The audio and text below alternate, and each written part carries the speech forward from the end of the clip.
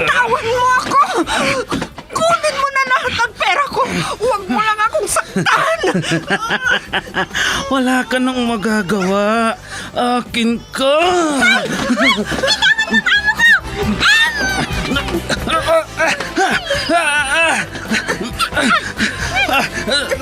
Sino kang pumulupot sa likod ko? Bumaba ka dyan.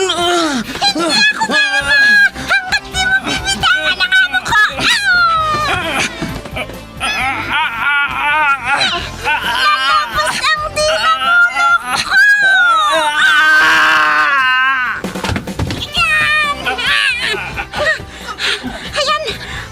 Natumba na siya, madam! Salamat, Pepita! Salamat!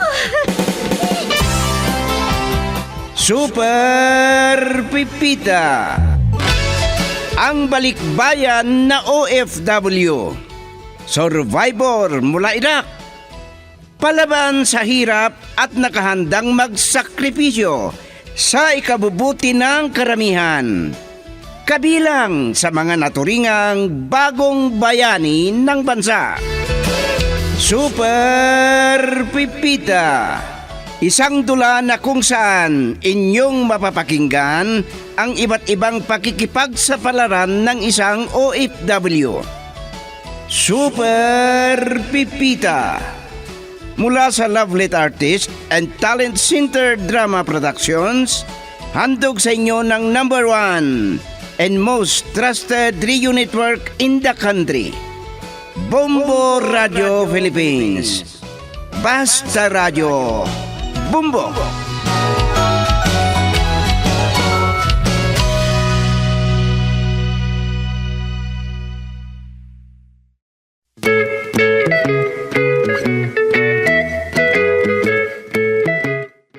Mula sa Lovelet Artist and Talent Center Drama Productions, ihandog sa inyo ng #1 and most trusted radio network in the country, Bombo Radio Philippines. Ang huling bahagi ng lingguhan nating kwento na pinamagatang Madali Lang Yan. Dito sa ating dula, Super Pipita.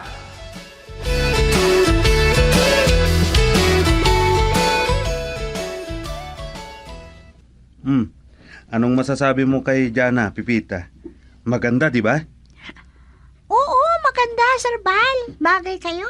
Oh, hindi ako ang nagsabi niya na, Jana. Ha? Nasaan pa lang tatay mo? Parang si Ate Pipita lang palaging nasa bahay ninyo, ha? May tumawag lang sa kanya kanina. Pero uuwi rin daw agad. O sige na, Pipita. Kumuha ka na ng merienda. Kahit mamaya na lang. Kakamerienda lang kasi kanina. Oh, may bumubusi na, Pipita. Ay, baka si Sir Romualdo na yan na may kasama siya. Anong sabi mo, Ate Pipita? Si Boss Romualdo? Tumawag daw si Sir Romualdo. Tapos, kaya ako inutusang magluto ng ihahain sa kanya. Hindi ko akalaing magkikita kami ni Sir Romualdo dito sa bahay niyo, Kuya Bal. Saglit lang, Pipita. Kanina pa kami ni Jana dito. Wala ka namang sinabi sa akin,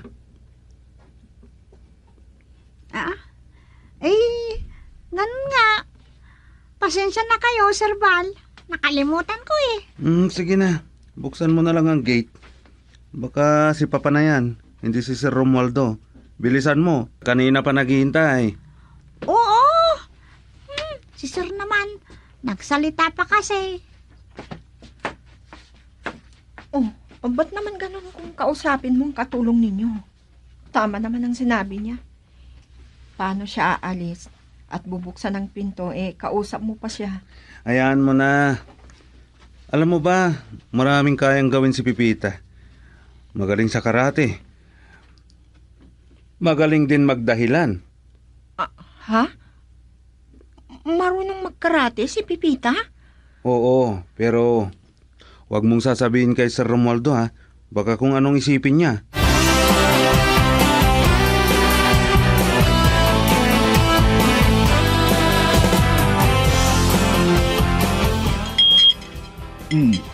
Kita mo nga naman. Tinawagan ko kanina si Mario na gusto kong dumaan dito para maghapunan sa inyo, Val. At di ko akalain na nandito rin pala si Jana. Hindi ko rin nakalain na nandito rin kayo, sir. Inimbita lang ako ni Val. Na ipasyal ako dito sa bahay nila. Kumain muna tayo bago tayo magpatuloy sa usapan o kwentuhan. Oo, sakto. Jana, pagkatapos natin dito, sabay na tayong umuwi para hindi na mahirapan si Val sa pagsundo sa iyo. Hindi ako pwedeng magkamali. May relasyon talaga sila. Kaya magpapaturo ako kay Marita ng karate. Hindi ko talaga alam kung anong pinili ko sa mga ulam na ito. Ang sasarap kasi. Talagang masarap magluto si Pipita, Romualdo.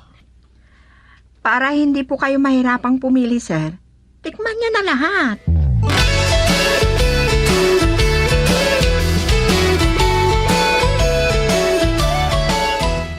Nakakatuwa ang kwentuhan natin kanina. Pero bakit parang nainis ka nang umalis si Romualdo at Jana? Paano naman na hindi ako maiinis, Papa? Sinira ng matandang yun ang plano ko. Bakit naman kasi inimbitan niyo pa siya? Si Pipita din naman. Hindi man lang niya sinabi sa akin. Bakit sinisisi mo si Pipita? Hindi ka pa nga magpasalamat na pumunta si Nadia at Romualdo dito sa bahay. Malaking oportunidad na rin yan sa'yo. Matandang munggo. Hindi ko na kayang itago ito, Papa. Hintayin mo na lang kasi.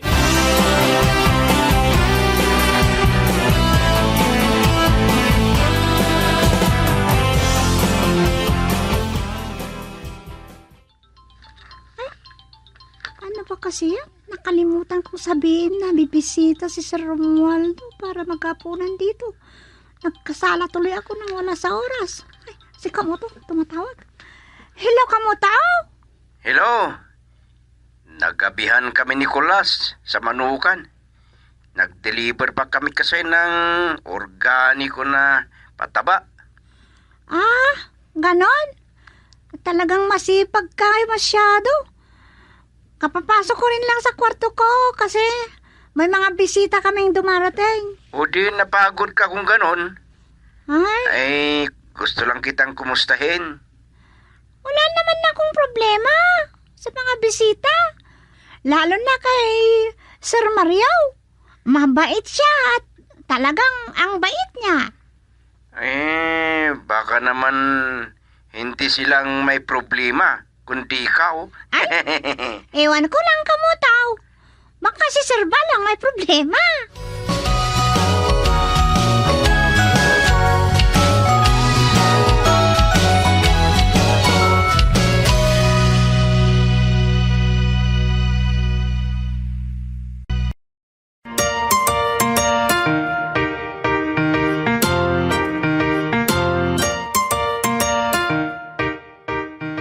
Yung matandang Romualdo talagang kinaiinisan ko. Baka masuntok ko pa siya. Sinira niya ang plano ko. Bakit ba kasi pinayagan ni Papa na imbitahin siya? Kaya sinisisi ko si Pipita eh. Pero kapag napatunayan kong may relasyon nga sila ni Jana, anong gagawin ko?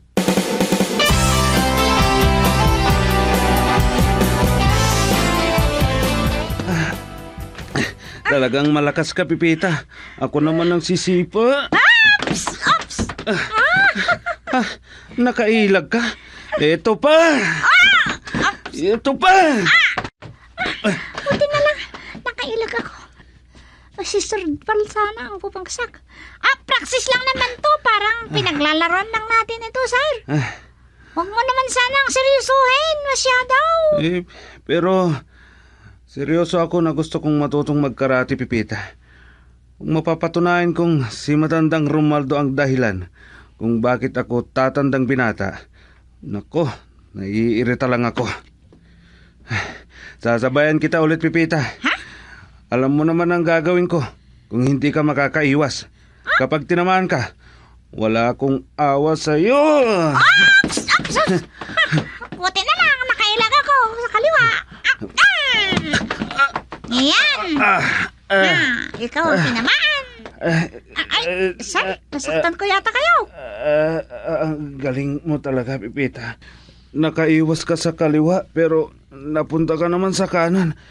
Pero ang lakas ng suntok mo sa akin. Ay, ayos lang, Pipita. May natutunan din ako sa'yo.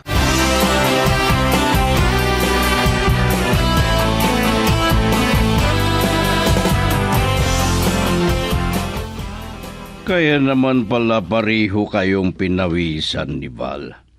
Nagsanay pala kayo ng karate. Talagang seryoso kayo ah. Halos isang oras din po kaming nag-ensayo, sir. Ay, huminto lang kami saglit para magpahinga. Pero mukhang pagod si Val. At baka nakatulog na.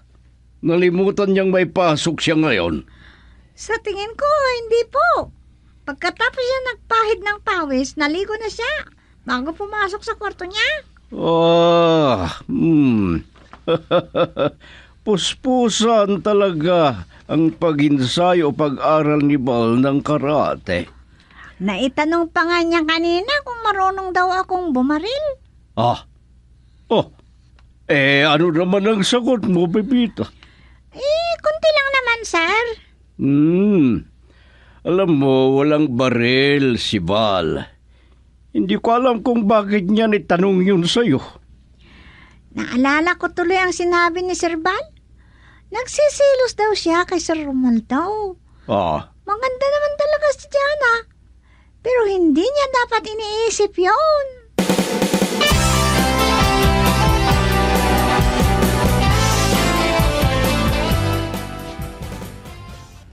Parang nanginginig ang buong katawan ko. Nakalimutan ko tuloy na may pasok ako ngayon. Sakit ang katawan ko. Gusto ko sanang pumasok pero pagod ako. Baka masalubong ko na naman si Sir Romualdo. Hindi ko na kaya. Pero kailangan kong panintigan ang hinala ko. Bakit na kaya ako tinatawagan? Akala ko wala akong halaga sa kanya. Hello, Jana? Nasaan ka na, Kuya Valentin? Esteval. Ang tagal mo. Hindi ka ba papasok ngayon? On the way na ako. Nanaginip kasi ako kagabi. Biro ka na naman. Ha? Buti na lang at wala pa si Sir Romualdo. Sige. Bye. Ay, bilisan ko na nga. Pero, paano ko bibilisan? Traffic. Baka masalubong ko pa ang matandang yan. Naku, naiinis talaga ako doon. Pero, paano? Sharpshooter pa naman yun.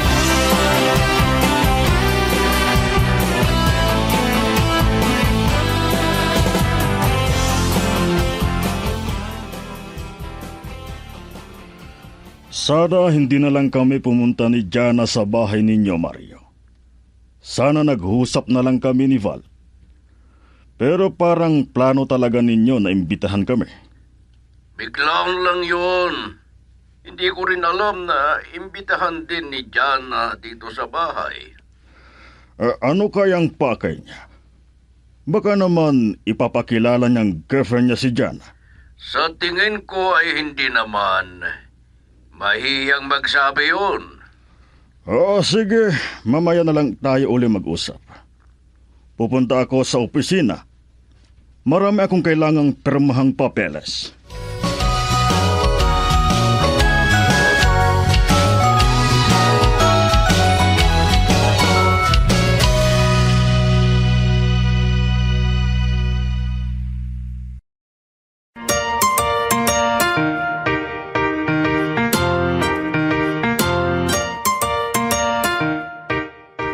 Akala ko ito na lang ang mga papeles na pepirmahan ko, Jana. Marami pa pala. May nadagdag kasi kaming report ni Kuya Val. At tinulungan ko pa siya, sir. Mabuti na lang at nakita ko. Kumusta na kayo ni Val? Ha? Sir? Ang ibig kong sabihin, ang trabaho niya. Ayos naman, sir. Matalino si Kuya Val. Hindi niya ako pinapabayaan kapag nagtatrabaho kami. Hindi ko talaga mawari ang taong yon. Masyado siyang malayo sa ama niya. Baka ang kailangan niya ay asawa na tututok sa kanya. Ha? Bukas na lang nating ituloy ang pag-uusap. Pwede ka nang lumabas sa opisina. Hello? Nakakainis talaga ang taong yun.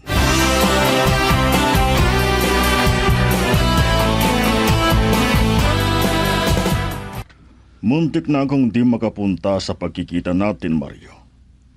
Kasi may malaking problema sa kumpanya kanina. Baka ang anak ko ang sakit ng ulo mo. Hindi naman. Gumaganda ang performance niya sa trabaho. Pero may isa pa akong mabigat na problema na hindi ko pwedeng sabihin.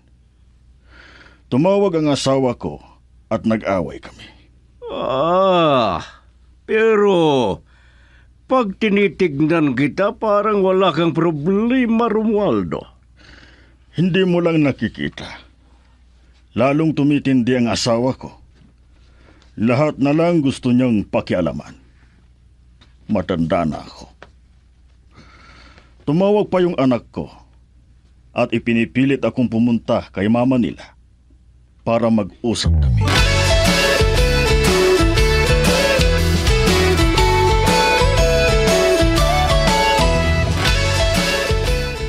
Imbitahan sana ulit kita sa bahay namin, Jana. Pero baka naman lumabas kayo ulit ni Sir Romualdo.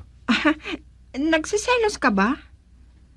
Parang malapit sa isa't isa si boss at ang papa mo. Oh, parang iba yung ngiti mo ah. Sabi raw ni Sir Romualdo, kilala niya ang mama ko. Pero hindi naman silang dapat ang pag-usapan natin. Kailan mo ba ako tatanggapin? Kapag natutunan mong magmahal at kung gusto mong makuhang pagmamahal ko, paghirapan mong abutin ang puso ko. Ano? Kaya nga may gusto sa'yo si boss dahil matalino ka. Habang ako, hindi mo ako gusto. Talagang nagsiselos ka kay boss. Kahit ako mismo ay pinagseselosan mo. Hindi ko maintindihan kung bakit mo ako inaaway. Ha? Ano ba talagang gusto mo? Nakakainis ka rin talaga minsan eh. Ayaw mo na yata akong tulungan eh. Ang hina ko naman sa'yo.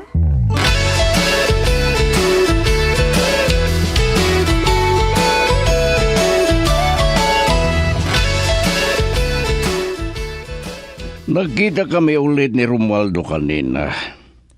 Pinuri niya ang husay mo sa trabaho mo. Papa, madalas na yata kayong magkita ni boss ah. Baka hindi na tungkol sa trabaho ang pinag-uusapan ninyo. Ano sana? Ikaw naman. Hindi ba niya nabanggit sa inyo tungkol sa kanila ni Jana? Ay naku, huwag mong isipin yan. Akala ko ba nililigawan mo si Jana? Iba palang iniisip mo tungkol sa kanya. Ano naman ang dahilan na pagsilusan mo si Romualdo?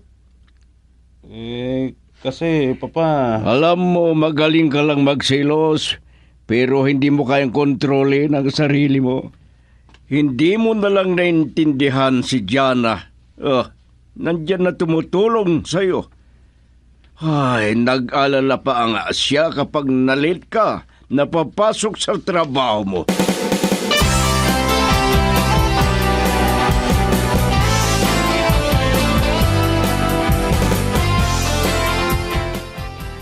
Desidido na ako, Jana. May problema kasi ako sa visa ko. Kailangan ko itong asikasuhin para makapunta ako sa Amerika. Mamimiss kita, sir. Matagal tayong hindi magkikita. Babalik din ako kapag pinahintulutan ng Diyos. Boss, pinapatawag niyo raw ako. Umupo ka, Val. May mahalaga akong sasabihin sa'yo. Bago ang magandang balita na makapagpapasaya sa'yo, Val, sasabihin ko muna na pinaimbestigahan ko ang manager para linisin ang pangalan niya. Alam ko na kung sino ang papalit na manager, boss. Si Jana lang naman yun eh. Pero may isa pa akong magandang balita para sa'yo. Ikaw na ang bagong department head sa accounting, kung saan galing si Jana. Congratulations! Alam kong kaya mo yan, Kuya Val. Salamat po, sir. Jana. At may isa pa akong kailangang ipaliwanag sa iyo. Hindi totoo ang akala mong girlfriend ko si Jana. Kapag anak ko siya.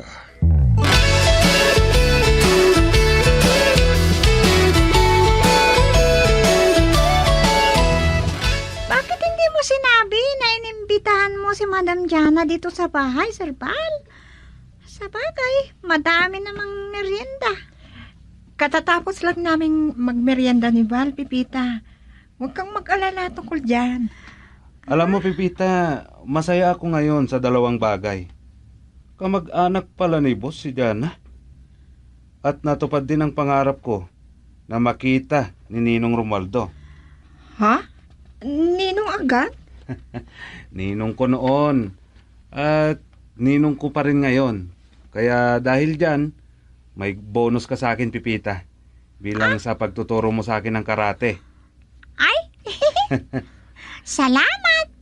Nag-aaral ka pala ng karate. Para kapag hindi mo ako makuha, idadaan mo sa karate. Ganun ba, ha, Val? Aray ko. Ang tulis naman ng mga kuko mo. Pipita, kunin mo na nga ang merienda natin. Opo, sir.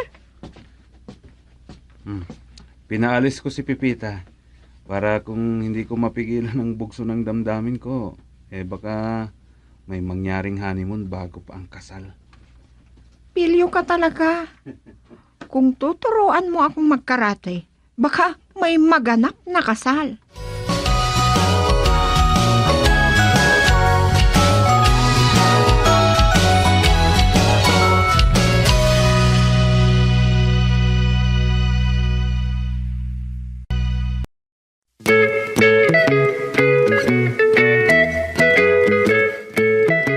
Diyan na nagtatapos ang isang linggong kwento natin dito sa Super Pipita. Mula sa panulat ni Delfin Dumayas at direksyon Leti Astudillo Aquino.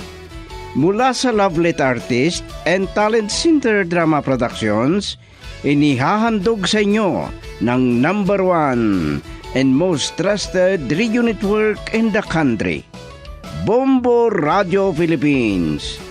Basta Radio. Bombo.